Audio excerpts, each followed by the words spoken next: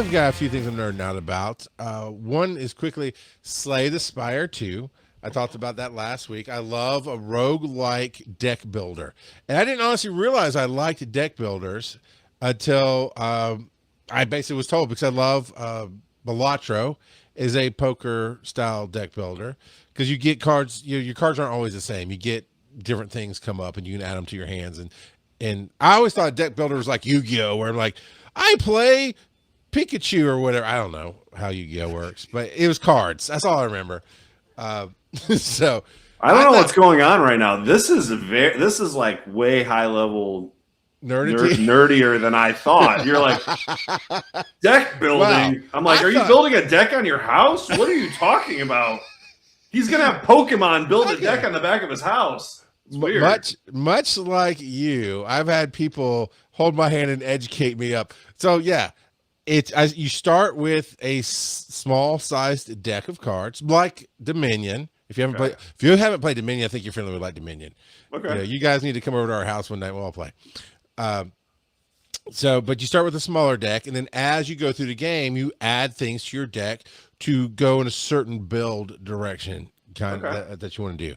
Even a game that I play called Clover Pit, while it's roulette, it's still that same style, because you're getting charms and building out. The charms all do different things. So as you swap out your lucky charms, you're changing how the game plays, and you're building up, and you just keep trying to get bigger and bigger scores. Slay the Spire takes a tower climb game, like you fight this level, then you go up to the next level, it's a little harder. It's kind of that idea. It takes that idea of just progressively going through the battles and with the deck. So you start with so many cards and a style of fighter, and as you go through, I add the different cards. And I really enjoy it because they also have charms. So you get the right combination of charms and the right combination of cards and the right paths, and you beat it.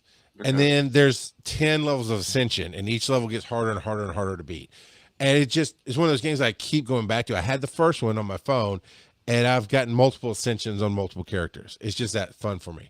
This one, I love it because they've taken everything that was great about the first one and made it better in the second one, and then put in harder things. So there's these bonus rooms, Josh. If you're in a game and you go into somewhere where like, hey, you could have this thing or that thing. Usually it's just like a positive rest kind of area. Okay. Not so much in Slay the Spire. Sometimes the two choices you have, and there's no skip. Sometimes the two choices you have, they both hurt you, but you have to figure out which one works better for your build, because you can build around it. And I love that. It's not just a positive path forward. This is also co-op. So I need somebody to buy Slay the Spire 2 on Steam and friend me on Steam so I can play. I'm dying to play co-op, because it's not like Fortnite or something where it's just this big general lobby and you can get general games. At least not yet. It's still early access. Maybe they'll do that. But if we're friends on Steam, we could play. And you can look at some videos. It'll show you much better than I can tell you. But yeah, apparently tech builders they scratch that itch for me. I love them. You are nerding out about that. Wow. I'm watching your face. That was a lot, and that was not written anywhere. That was just like straight. Yeah, just straight up. Okay. I'm even in the Reddit, like learning strategies and arguing with people sometimes. Wow. So do you play this on your phone or on a computer? It's on my computer. It plays on Mac and PC. So it's only on Steam right now. The mobile device will come later. That's how they did it last time. They released it on Steam, then they released it on Xbox and PlayStation, and then it went to Android and iPhone. So it's coming. I only have MS DOS, so I can't really do that. Sorry. It's the Grey Poupon for men that makes you look young. This in Steam, I'm really not a fan because it clogs up my pores. All right, here's a fan nerding out. Kelsey, that was funny, but whatever. Kelsey says that Malachi and Bob binged watched Solo Leveling and absolutely loved it. Welcome to the club. Boys, both seasons, I'm assuming. I'm glad they loved it. I love Solo Leveling. It's brilliant. Okay, you guys are not gonna like me on here at all. You don't like anime, I know. You don't watch it. No, I do. I like Attack on Titan, and that's it, because it's my favorite version of the anime story that's told in every anime. Every anime has the same story. Big giant goopy babies just eating your walls for no reason? No, there's one character who has no powers, and then all of a sudden they get powers and they're like the best. That's all. It's every anime. I see you and I raise you. Solo Leveling will play that story better. I watched Solo Leveling. Don't start. Leveling. No, and I watched with Calvin. It's the same thing. Oh, tell me Calvin get mad at you. No, I think that's when I told him about my theory, and he's like, "Oh my god, My Hero Academia, same thing. Black Clover, same thing. Demon Slayer, same. But still, it's how you tell. If you look at me, look me in the eyes. These eyes, look me in these eyes, and tell me if you start trashing Demon Slayer, sir, I'm going to haunt your dreams with this mask on. I will say one thing about Demon Slayer. It's not trashing it. This is about a lot of anime.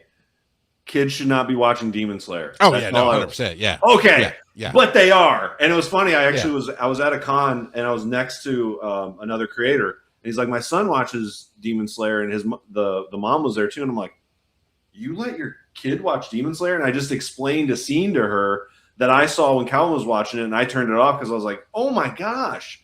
And I won't even say it here because there's a lot of derogatory stuff. And the mom was like, he's not watching that. I'm like, what are you talking about? That's in the show. So I take the tactic as a father of I can't, in the world that we live in, it's nearly impossible to stop people from doing the things they want to do. So I educate them. I give them guidelines, give them rules. So you just play nerd games and let them do whatever they want? Just about, yeah. No. But I use things like Demon Slayer. So my youngest, she's turning 13. She was probably 9 or 10. And I came into the living room. I'd already started watching Demon Slayer, and I came into the room, and she's watching it. And she notoriously gets scared of things. But they were already to a part where some of the scary demon stuff had already happened. So I sat down and talked to her. One, I said, you can't just watch this kind of stuff with friends because we don't know what their parents let them watch or don't watch. So you got to run all that by me. And then she and I actually sat down together and watched it to show, like, okay, what they're doing is not real. TV is not real, blah, blah, blah. And then the redemption arcs are so worthy of everything. But she was of the age where I felt like she could learn from it. And if she showed any signs of freaking out or anything negative from it, because that's what I've always tried to do, is like, don't take the negatives away, because I've kept them on kids' YouTube for the longest time. Sometimes that's worse than regular YouTube, but then there's times where I'm like, oh, all of a sudden you found a way to get an app on your tablet that I didn't know how to stop that app. So I try to go, well, teach them the ways of the internet. And we digress here, but I'm with you. If as a parent, if you don't know what that show's about, you need to get educated on that. Also, isn't the one girl with the thing in her mouth? She's like a zombie, right? She's a demon, basically. Yeah. Kind of, but she's fighting it. Now you're trashing on it. Now, sir, we shall move on. I achieved a goal that I didn't realize was on my wish list as part of my nerding out. My friend R.B. Willis, as what he goes by for his author name, he's also known as Brad the Blind on social media. He wrote The Case of the Weeping Ham, and that's Hamm. And it's a detective noir style book, and he sent me the audiobooks. I've been listening to it. And there was this moment in the book. Well, I'll tell you, there's two moments. There's one where I had to stop and text him, because these detectives go up these stairs, and the buildings, they're trying to figure out why this building's all weird and not finished. And they say go up, and then they have to go around this corridor. They go down, and they go around. They're looking for a suspect, right? So you're just kind of following. He writes it pretty well. And then they're trying to tell somebody else how to get in the building. And I don't know if you'll catch this, Josh, but I'm going to try to quote the book, basically. They're telling the detective, okay, I know it's going to sound weird. You just have to just trust us. Just follow us. So there's going to be a staircase. You're going to go up, and then you're going to go down, then you're going to go left, then you go right, and then you go left, and then you'll find us. And I paused it. Yep. The Konami, I was like, I texted, I quote, I'll beep the part that I go, like, you son of a beep. You put the Konami code in your book, and you did it really well. Because I shortened it to 10 seconds. He did it over like a minute and a half. So it took a hot second until they started giving directions for me to catch. I was like, because that was for Contra, right? Yep, that was for Contra to get 30 lives. And so that's all through this book. He's throwing in, I know there's sometimes I hear a reference like, okay, that was a reference, but I don't know what it's for. But he's throwing in references from the 80s and 90s of when he grew up and this and that and the other. But how I made the book was this. I got that part where in a detective noir story, I'm assuming, because I know I've seen like Humphrey Bogart, so I know he's always got a narrative, but I've not read the books of anything. So I don't know if all the characters, but in this case, a lot of characters have some of their own narratives going on in their head, tell little backstories, I think just because he likes it and wants to. And so this detective sits down and he's like, oh man, I know I got this code, this password from my computer that nobody will remember. And he says it. I'm like, I know that's a reference to something, but I can't place the code. And then the detective goes on to tell himself that he goes, yeah, when I was a kid, it's some video game that we rented that I can't remember what it was, but back then you couldn't just save games. Nowadays, like he's all grumping in his own head. Nowadays, there's saves for everything, and but back then there were chips and they're very expensive and they were just codes. And I was at my friend's house and we rented this game and we were halfway through the season championship and we had to go to bed. So I memorized that code when I was like 8 years old, and I went, that's our story. And it was, he's like, yeah, that was when you and I rented that game. It was the exact code from that game. I was like, dude, thanks for throwing me in your book. Kind of. I mean, nobody else would know it, but I got to get it. Yeah, it was fun. Yeah. It was really I actually have a Contra shirt. I think I've seen you wear it. Yeah, I think I wore it on the podcast because I mean, always loved that game, and the shirt, I love like retro shirt designs and things like that. It's like one of my favorite things. Yeah, cool, man. Way to steal the limelight. I appreciate you for my nerd out. It's so great. Awesome. I mean, I had to save the show. I mean, come on. Like, I mean, all right. There's so many jokes I want to make, but I don't know how. Like, I don't know how Gen Z's Larry King. I see your background. I don't need to hear about saving the show. Where's your suspenders? Gen Z doesn't even know who Larry King is. So this is Larry King. Trust me. Probably not.